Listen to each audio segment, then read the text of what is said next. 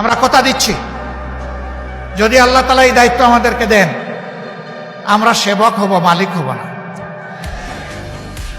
আমরা হব আল্লাহর গোলাম আর জনগণের সেবক। আমরা আল্লাহ ছাড়া এই রাষ্ট্রে কাউকে ভয় করব না, এবং এই রাষ্ট্রের জনগণকে আল্লাহ ছাড়া কাউকে ভয় করতে হবে না। অমুক এসে জাপটা মারবে, তমুক এসে দখল করবে, অমুক আমাদের ঘাড়ে ধরবে, অমুক আমাদের মাথার উপরে উঠবে, এ রাষ্ট্রের নাগরিকদেরকে এই ধরনের দুশ্চিন্তা করতে হবে না। কারণ আল্লাহ যাদের পক্ষে থাকেন, আল্লাহ নিজেই বলছেন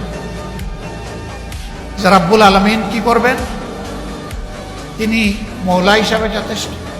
হাসবুনাল্লাহু নি'মাল ওয়াকিল। এই রাষ্ট্রের তত্ত্বাবধায়ক হবেন তিনি। নি'মাল মৌলা, অভিভাবক হবেন তিনি।